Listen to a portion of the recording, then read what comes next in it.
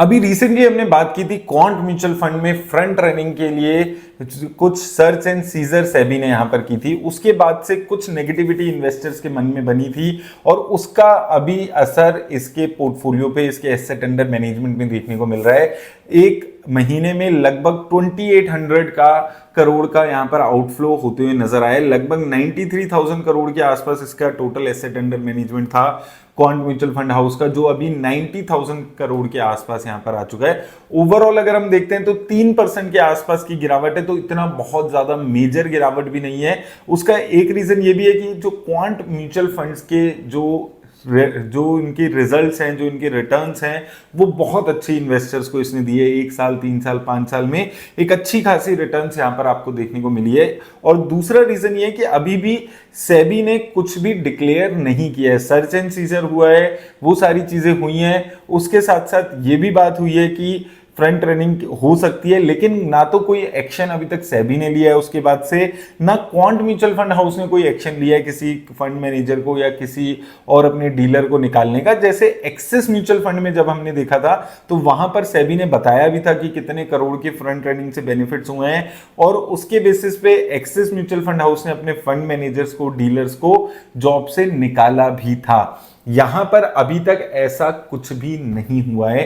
सिर्फ वो जो एक बार ही न्यूज आई थी फ्रंट रनिंग की डाउट्स हैं सेबी को, उसके बाद से कुछ भी नहीं हुआ है। तो ये एक बहुत अच्छी बात है। और दूसरी चीज देखिए, मैंने तब भी बोला था कि फ्रंट रनिंग, मैंने आपको एक्सप्लेन भी किया था कि उसका इन्वेस्टर पे कोई असर नहीं होता है। वो म्यूचुअल फंड नहीं कर रहा होता है, वो कोई बंदा म्यूचुअल फंड में जिसको नॉलेज हो जाती है कि ये म्यूचुअल फंड क्या कंपनी का शेयर खरीदने वाला है, उसको अपने बेनिफिट के लिए वो यूज करते हैं। तो इसलिए बहुत ज्यादा नेगेटिविटी यहां पर देखने को नहीं मिली है। लेकिन स्टिल पिछले 6 महीने से लगातार जो क्वांट म्यूचुअल फंड्स थे उसके एसेट अंडर मैनेजमेंट बढ़ रहा था, उस पे इस महीने ब्रेक लगी है।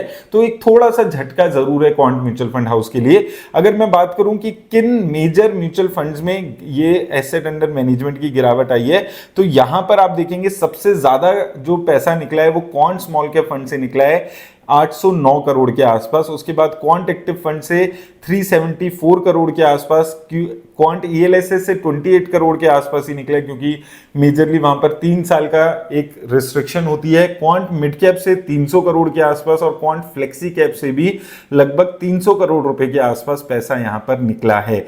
इसके साथ साथ कंपनी के जो मेजर यहां पर पोर्टफोलियो में चेंजेस रहे हैं, क्वांट स्मॉल कैप ने काफी मेजर चेंजेस अपने पोर्टफोलियो में किए हैं।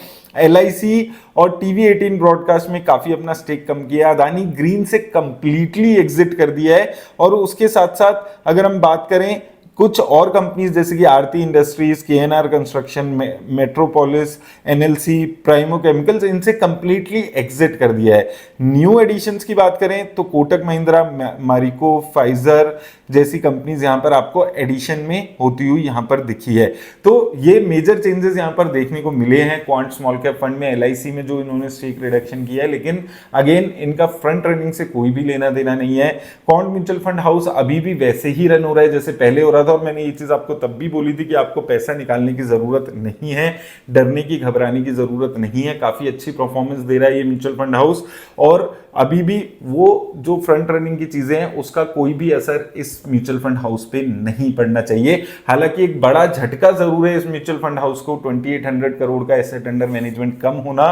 दूसरी तरफ जहां लगातार इनका एसेट अंडर मैनेजमेंट बढ़ रहा था, और 1-2 सालों में आप देखेंगे तो बहुत मल्टीफोल्ड यहां पर इनका जो एसेट अंडर मैनेजमेंट है वो बढ़ा है। लेकिन मुझे लगता है जुलाई में फिर से हम देखेंगे कि इनफ्लो आने लग जाएंगे, क्योंकि ये बात अभी ठंडी हो चुकी है। कोई बात अभी आगे सेबी की तरफ से कोई नोटिफिकेशन नहीं आई है, तो फिर से आप इनफ्लोस देखने मिलेंगे।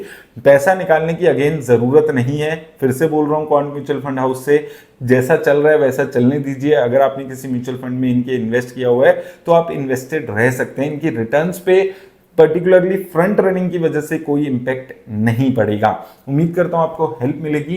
धन्यवाद।